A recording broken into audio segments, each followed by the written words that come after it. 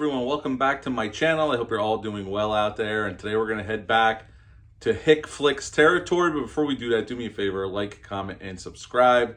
Join me here. I greatly would appreciate that. Also, as always, a shameless plug for my TeePublic page. I'll leave a link in the description box below. And today we're going to do another Burt Reynolds film, and this time we're going to do Gator, the sequel to White Lightning. This Gator came out August 20th of 1976. It's rated PG, and it's an hour and 55 minutes long. And when this script came to Burt Reynolds, he did not like the script. He was not interested in doing a sequel to White Lightning until the producers told him he can direct this film, which this would be Burt Reynolds' directorial debut. He would go on to direct other films later on, like Sharky's Machine and that. Burt Reynolds stars once again as Gator McCluskey, and this time we got Laura Hutton as Aggie. She is a local news reporter, and her and Gator become sweet on each other. If you hear her rustling around, our puppy Sage is up here.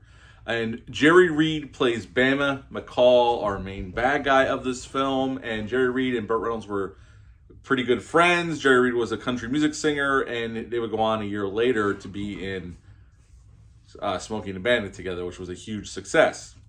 Now, right in the beginning of the film, we're reintroduced to Gator. He's living in the Bayou, although this was shot in Georgia, mostly around Savannah and Tybee Island.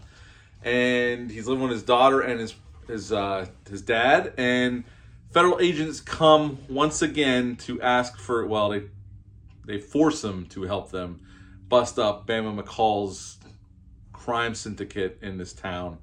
And there's a terrific boat chase sequence right in the beginning of the film that goes on for quite a while. And there's some great stunt work, as you would expect from one of films like this.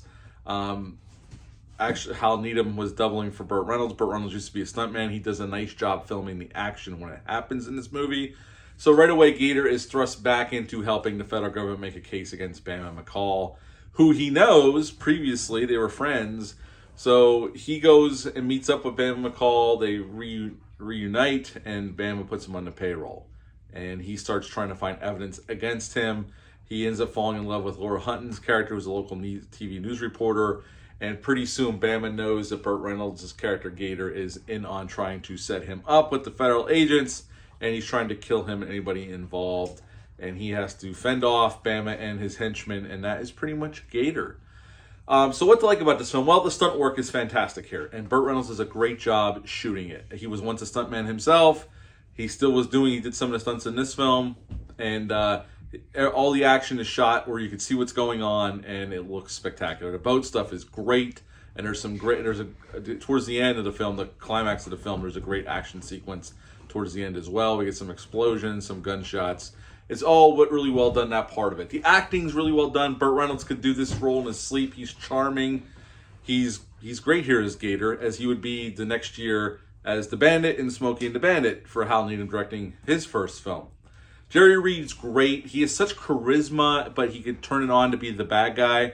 So you kind of like him, even though he's a complete scumbag. So he's great here as well, and he'd be great as the Snowman the next year in Smokey and the Bandit. I keep referencing that film. The downside to this film is there's a lot of downtime between the action sequences and the intrigue of this crime and the organization. The movie's too long.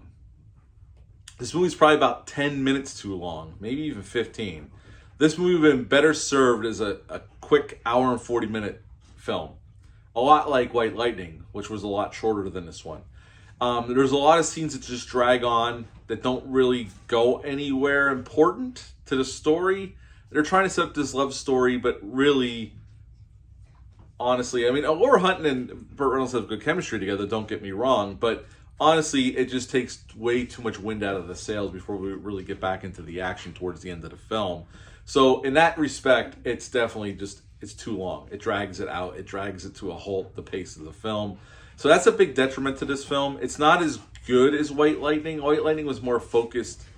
I still enjoy this film. It's just not as good of a film as White Lightning. Now, going through some trivia, it was shot down in Georgia, like I said, Tybee Island area, Savannah area, which I'm very familiar with. We go down there quite a bit. Jerry Reed wrote the title song to this film, Gator, as he would go on to write the song for Smokey and the Bandit the next year, Eastbound and Down, which was a huge hit. Actually, one of Jerry Reed's biggest hits of his career. And I like both songs. Both songs are good country songs. This is obviously a Hick flick. This was considered the heyday of the Hick flicks in the 70s. and which would get furthered on with Smoking the Bandit the following year. Other than that, I don't got anything else. At the end of the day, this is a good movie. It's a decent flick. It's not as quite as good as White Lightning only because it's not as focused. So at the end of the day, I would give Gator a 6.5 out of 10.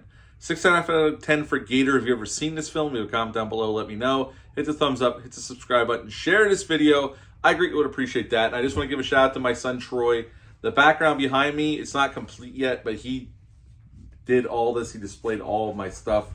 You can't see it all right now. I'll do a video later on once it's all lit up the way we want it. But he did a really nice job. He worked hard on it. So thanks, Troy. I appreciate it. But that's it for this video. But until next time, bye.